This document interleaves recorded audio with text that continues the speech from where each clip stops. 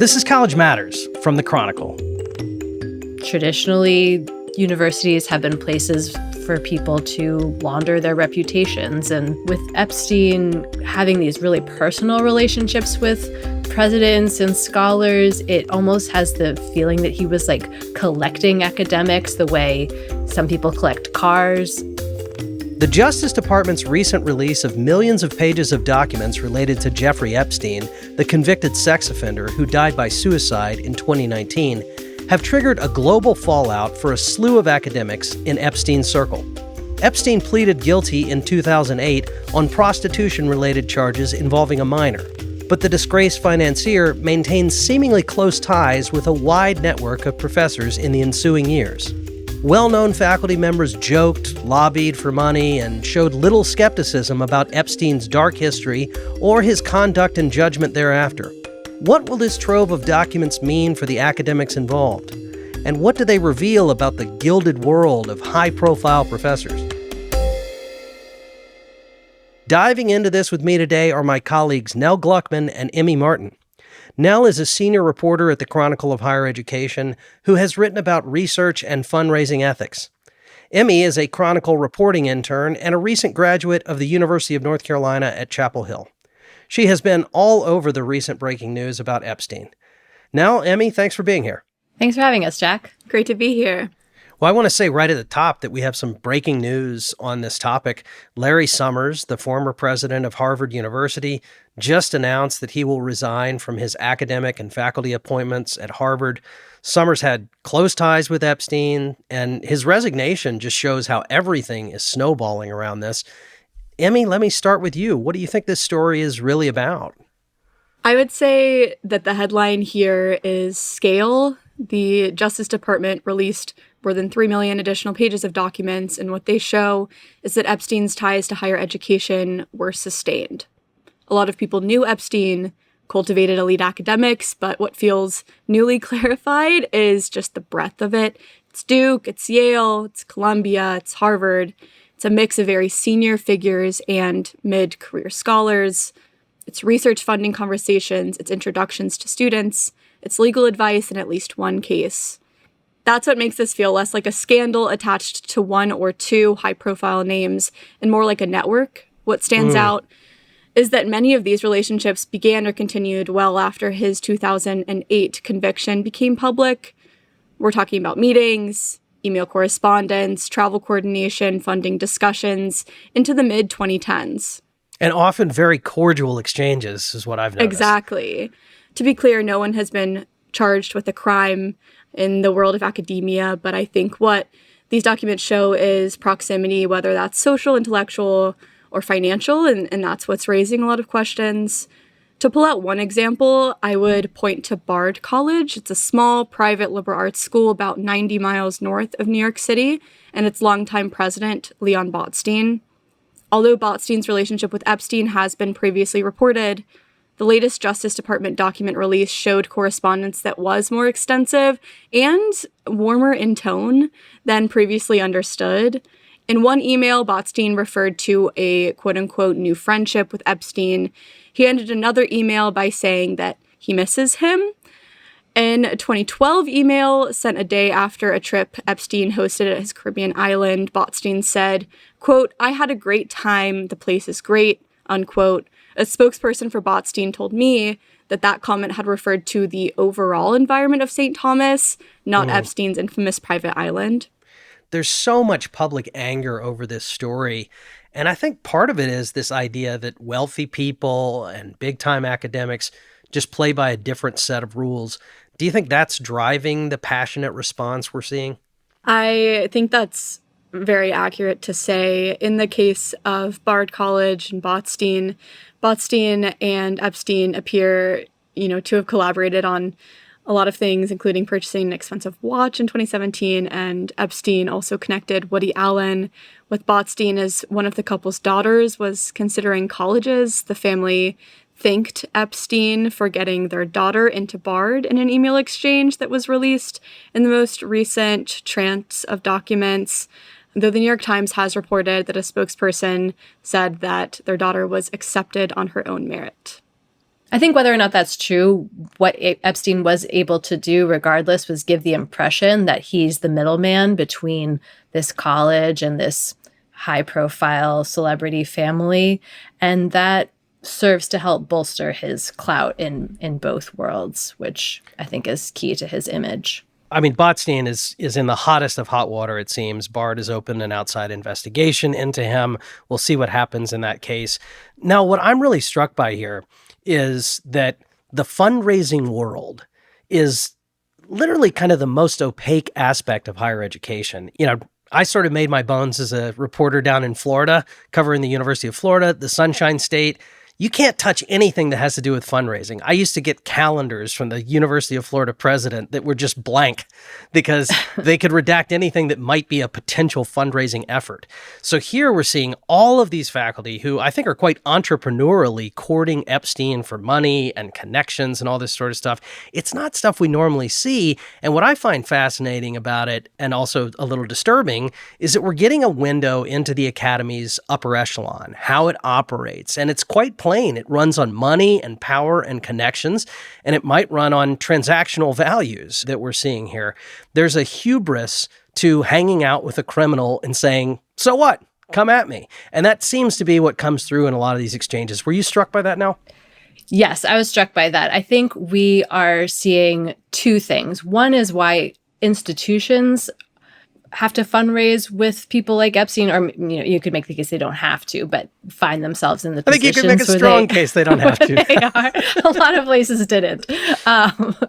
Colleges need big checks. They just do. They need to build buildings. They need to fund multi-million-dollar research projects.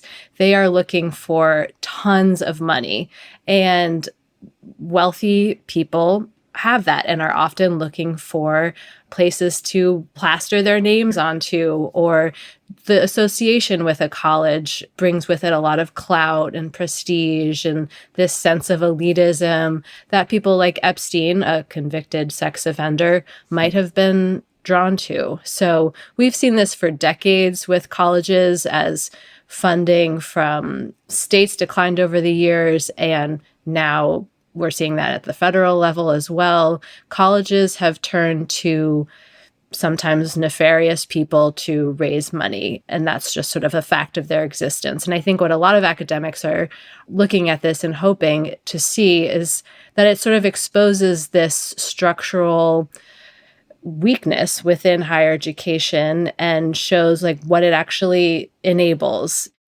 I think you're right that there's a structural problem that this story highlights, but there's also a structural hierarchy in higher education that these documents are bringing to light. If anything, what you see in these documents is that Epstein was class conscious, for lack of a better phrase.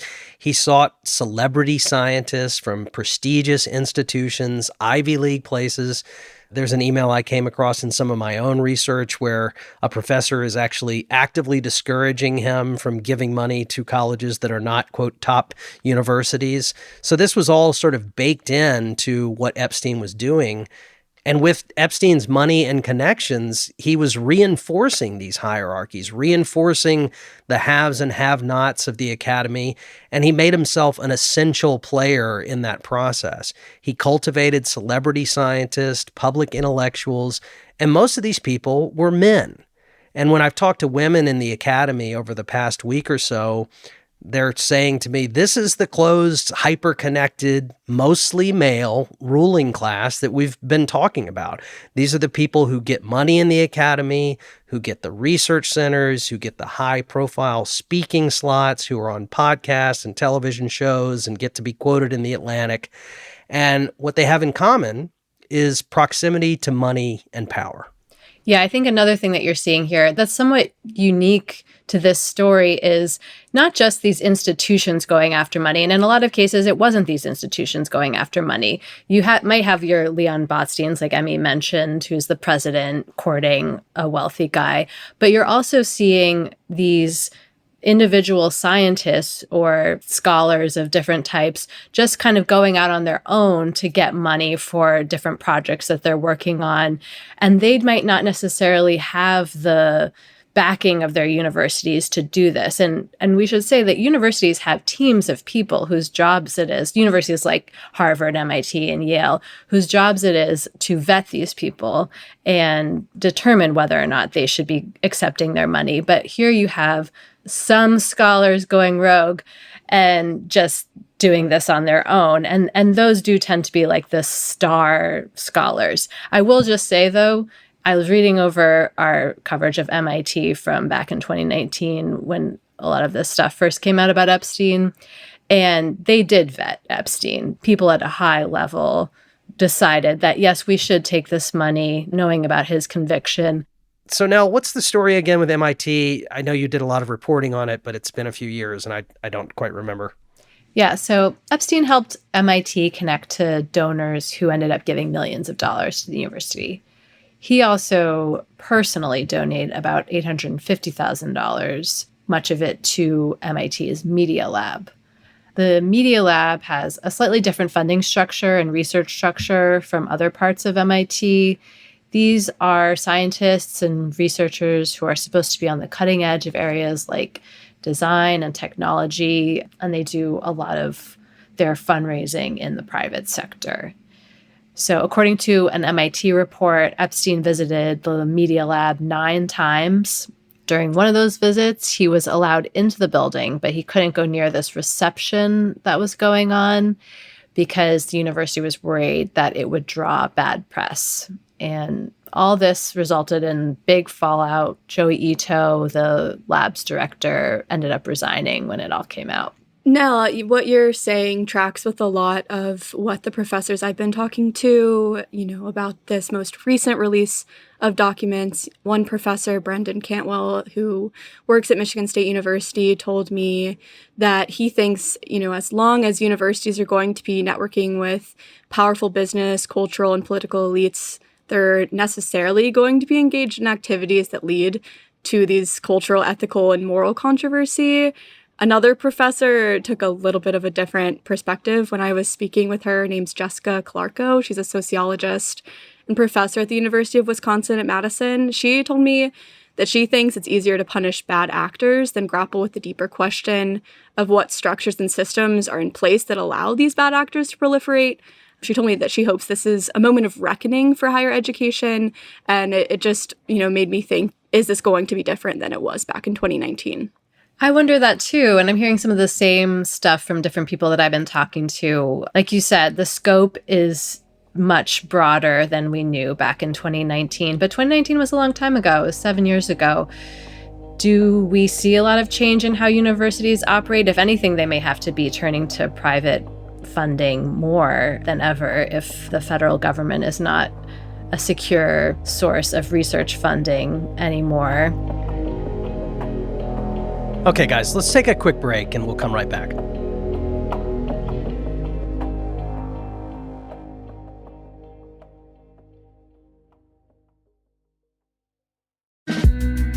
If you're trying to keep up with new academic books, you already know the problem. There's more coming out than anyone can possibly read. That's why New Books Network is the best resource for scholars and deep readers to keep up with new research and writing in their field. New Books Network is a massive collection of long-form interviews with scholars and authors, almost 30,000 conversations on the site across history, politics, literature, science, you name it. You'll hear directly from the authors who lay out their arguments and research methods. New Books Network also works closely with academic publishers, including partnerships with Princeton University Press, Oxford University Press, and MIT Press. So it's a great way to stay current with the kinds of books that shape actual conversations in higher ed. If you want a smart, efficient way to discover books worth taking seriously, go to newbooksnetwork.com. That's newbooksnetwork.com.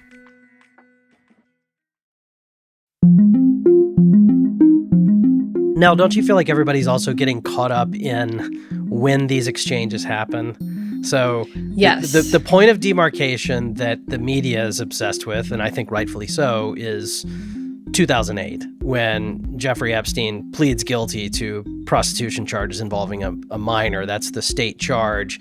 And, then he ends up in a searchable sex offender database. I mean, he spent some time in jail. This wasn't exactly like a state secret, but it was different environmentally than post late 2018 when the Miami Herald published this just sprawling investigation about Epstein and his case and all of the oddities and how that was handled, after which I don't think any reasonable person can make a claim that they didn't know. I mean, this story was all over the place. And so your mileage may vary about how much people did or didn't know in 2008 at the individual faculty level. But fundraising offices, if they are involved, do know. That's their job to know. And that's what's mysterious to me.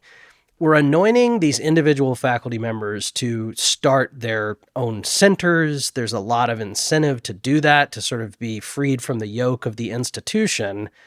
But they're operating under a different methodology. Even Harvard, when they did their own investigation of the money that Epstein had given to Harvard, which I think was somewhere in the neighborhood of, was it like $9 million? I think? $9 million, yeah. But even they have a footnote that says, we weren't looking, for example, at individual donations that Jeffrey Epstein made to a center that was run by Elisa New. And I'd love to talk a little bit about her.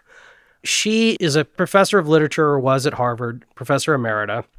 And she had this project called Poetry in America that was like an education project that turned into a PBS show about poetry.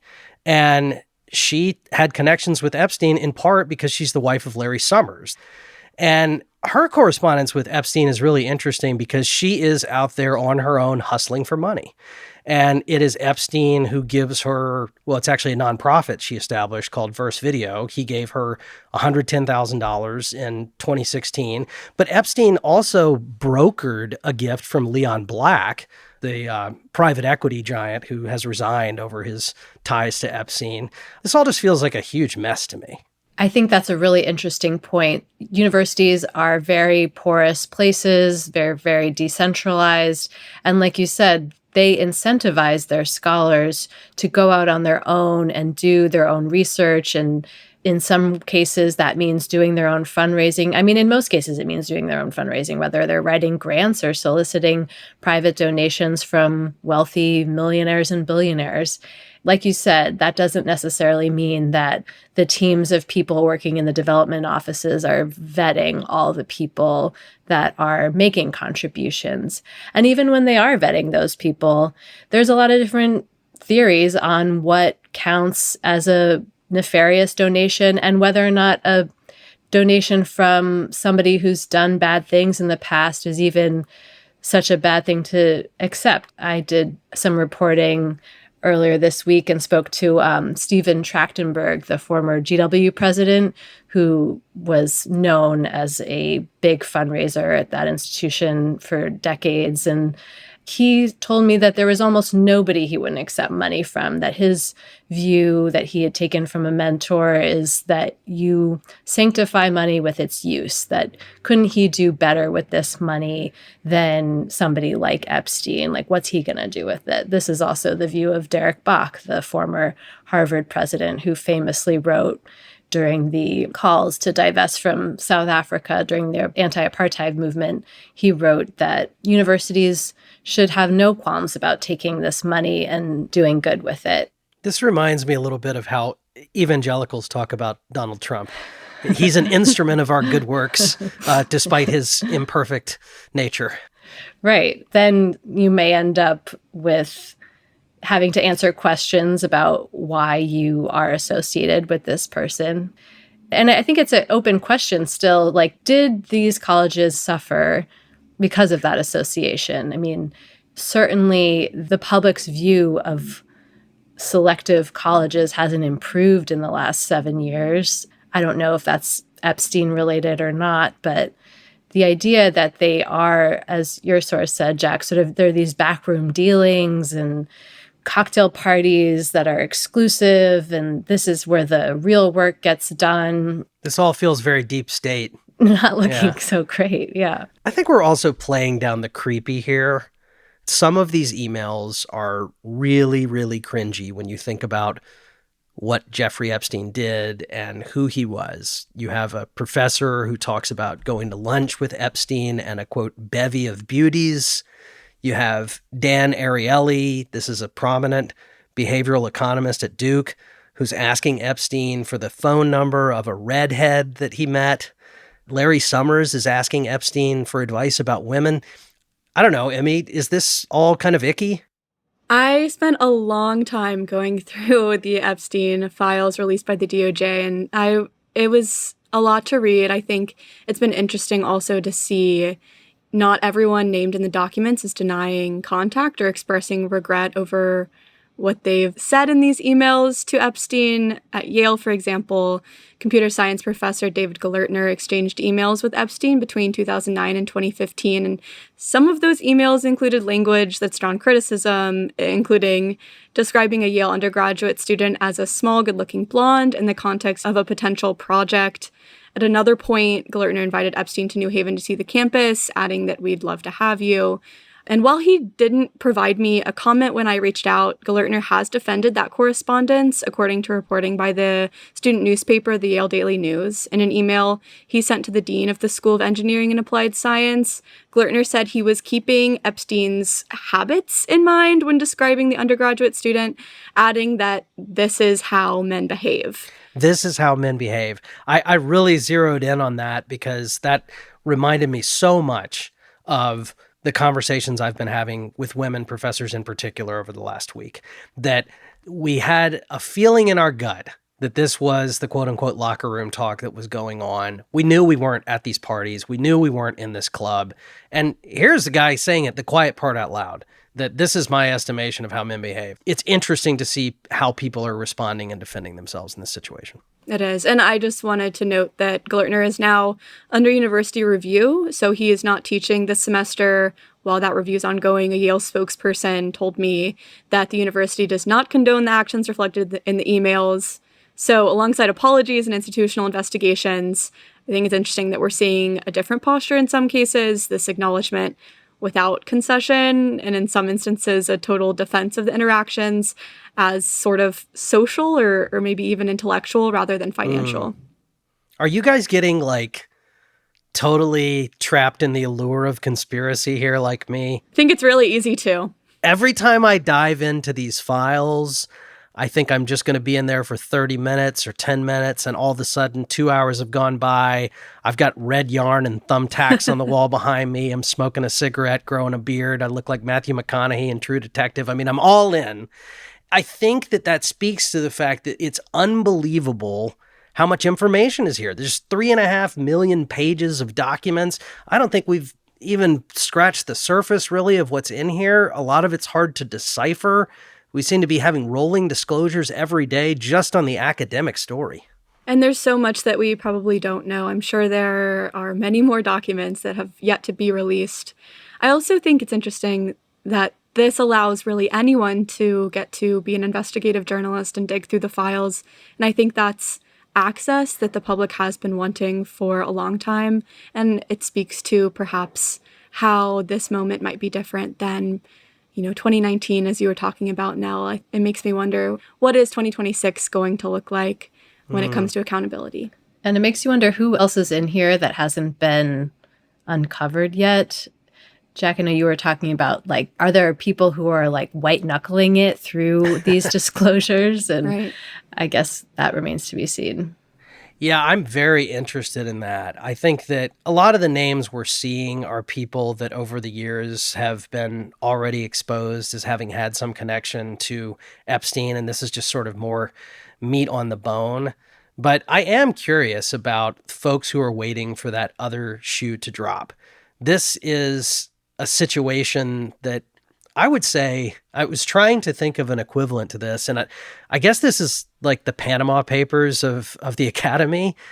Certainly in my career covering this sector, this feels unprecedented to me, to have this level of window into exchanges that clearly people thought were never going to see the light of day at private universities with Jeffrey Epstein. And it got me thinking a lot about secrets and what happens to people who keep secrets, because it's clear that there are more secrets to come, and I'm curious what their experiences are. And I started thinking about The Telltale Heart, the Edgar Allan Poe story. So Go on. I'm going to indulge you. So, so I called up this guy who was a good sport, Scott Peoples. He's actually a Poe scholar at the College of Charleston.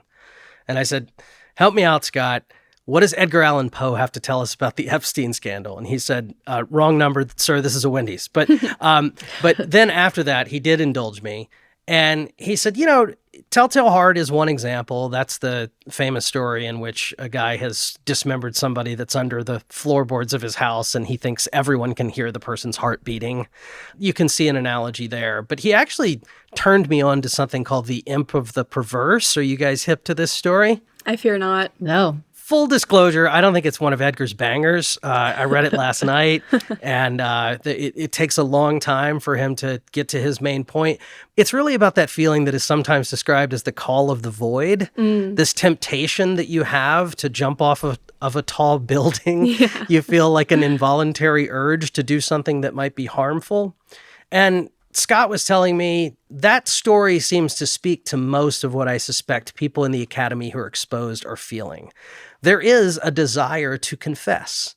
There is a desire to come clean. Now, we're not really seeing that happening, but I wonder if there's even to some degree some relief among the academics who are now exposed in an even more raw fashion that all of this is out there. Because I think a lot of people for many years have been reading these stories about Epstein's crimes and carrying around the fact that they not only continued to communicate with him, but may have even contributed to his ability to maintain relationships in elite circles of higher education. And I wonder how those folks are feeling. I don't know what Poe's final word would be on that, but Scott thought it was an interesting analogy.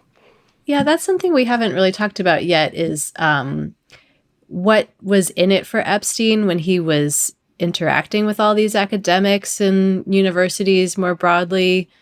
We can only guess what his motives were, but traditionally, universities have been places for people to launder their reputations. And with Epstein having these really personal relationships with presidents and scholars, it almost has the feeling that he was like collecting academics the way some people collect cars. So if he's creating this aura about himself as this moneyed guy who's connecting lots of people and he's very global, having wealthy people on one hand and intellectuals on the other hand surrounding him kind of helps build that reputation. So, yeah, I do wonder if these academics feel at all responsible for helping create that image and create this kind of mysterious man who was jetting in and out of countries and a private island and that sort of thing. Like, do they see themselves as contributing to that reputation? Y'all want to hear what Lisa New told me about that? I'd love to. Yeah. So as I started reporting on this, I emailed her. And this is, again, the woman who was married to Larry Summers and had the Poetry in America project, which I should say did not get near as much money as some of these other projects at Harvard and elsewhere. She did engage with me in a way that she has not with other reporters. It was albeit through a crisis management guy. She wrote in part, "I have 3 daughters, 2 stepdaughters, and 2 granddaughters. It is absurd to think that I condone sex trafficking in any way.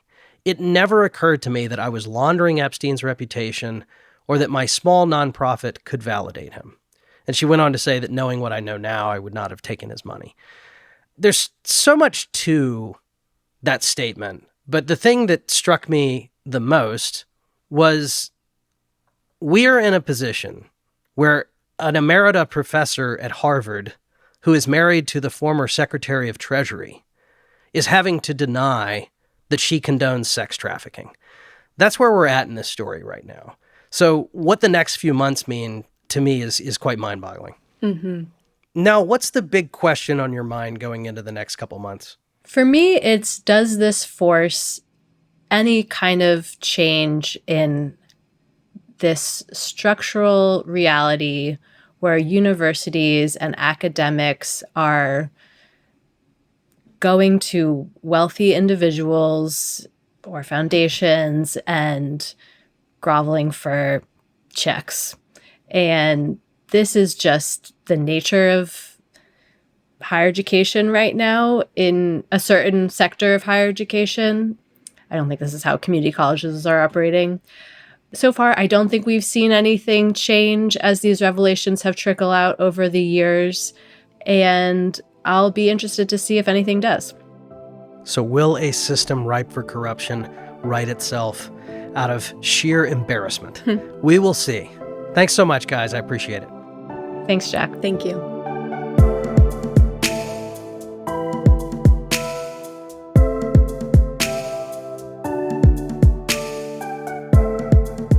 College Matters from the Chronicle is a production of the Chronicle of Higher Education, the nation's leading independent newsroom covering colleges.